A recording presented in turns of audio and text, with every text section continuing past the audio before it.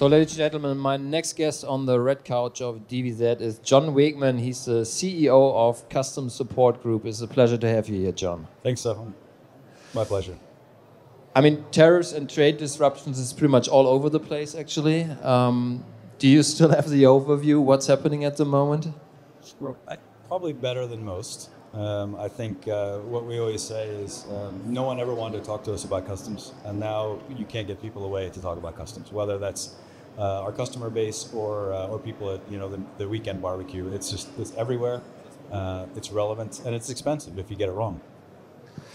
How do your customers cope with that? I mean, this whole insecurity, not knowing what's happening next, is also so short-handed, so short times. Most have never seen such a fragmentation and such a change in a short period of time, even with big events like the Red Sea and all of that over the last couple of years. So I think there's two ways that they look at it. One is on the near term, what can we do? And a lot of them are moving inventory, trying to stage in better jurisdictions or things like that. And then they're also trying to plan long term, which, as you can imagine, is quite hard when you have tariffs moving kind of up and down. They're doing a lot of scenario planning and trying to understand what their sourcing supply chains look like, what their export supply chains look like. But there's no good answers, unfortunately.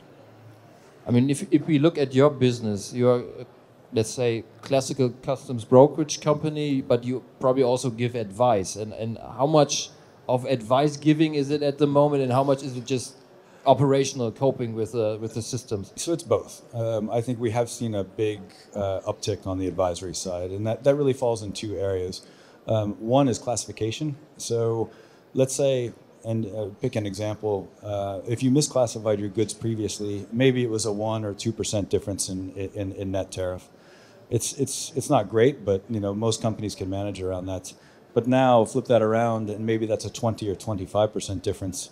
They're really taking a look at every single detail to understand: am I exposed, or where I can save money, or look at a different tariff rate.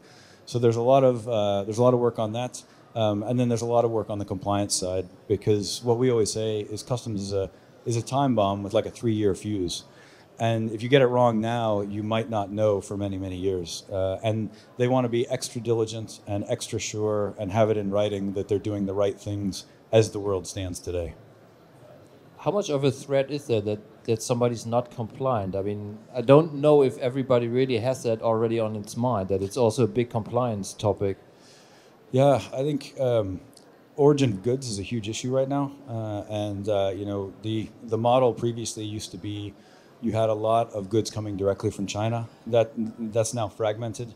Sometimes those are moving over jurisdictions where the rules are a little more strict. You also have a lot more sanctions. So companies really have to take care. We had one customer that manufactured these machines to make women's lipstick, right? So metal cylinders can easily be repurposed to make cartridges for bullets. So-called dual-purpose goods, right? They're really taking a look at that because customs authorities and governments in general are becoming more and more strict for obvious reasons. So that's a huge area that I think is becoming more and more aware.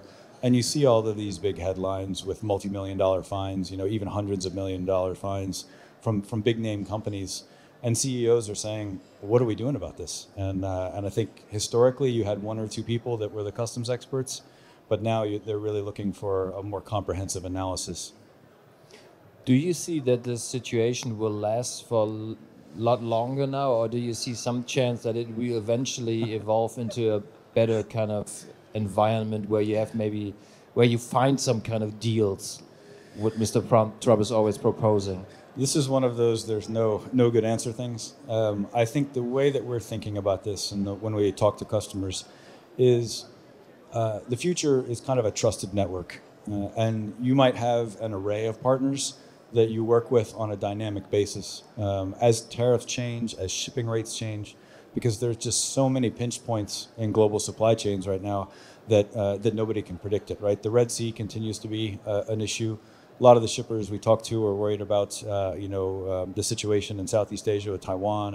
And so I think there's just kind of this rolling set of crises, and companies are exiting this golden era of supply chains where everything worked with no problem, and they're really thinking about resiliency and optionality. I mean, what does that mean for your company? You have really expanded the last couple of years as customer support group all over Europe pretty much. What are going to be the next steps? Is it going to be the international expansion wave now, or what are we expecting? I think we continue to look at interesting markets in Europe, and also the interesting manufacturing and shipping countries in Asia, North, South America.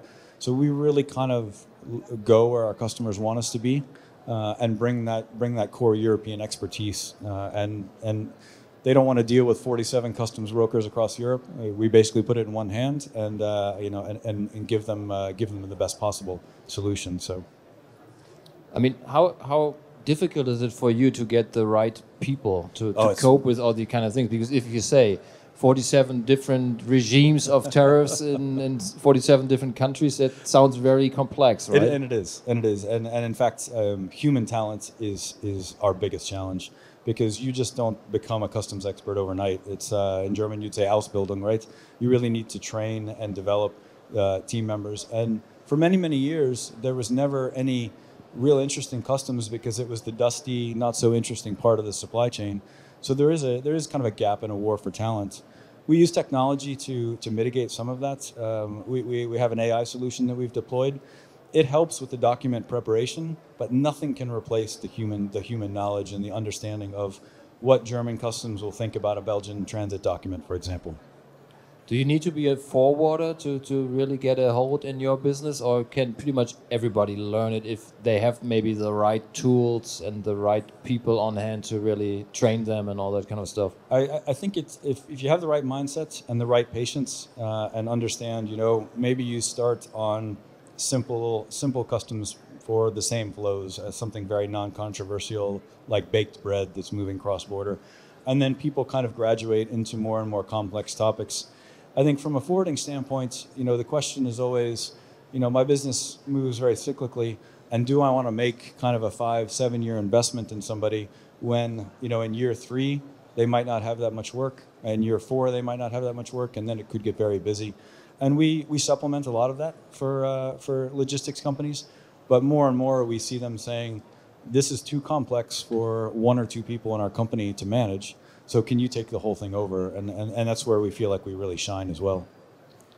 If we look at Europe and tariffs, I mean, the way I see it is that it really came up with Brexit, actually. Yeah. Then suddenly everybody needed experts on customs, on all that kind of stuff. Now Britain and the EU are coming closer together again. What do you foresee from that? Will that be some kind of a union again, or what can we expect it? That's another big question. If we have the answer, you and I can start our own business. I think it will creep back towards a bit more harmonization. There's just a lot of inefficiency, and there's been so many examples of where it's cost particularly small businesses more than it should.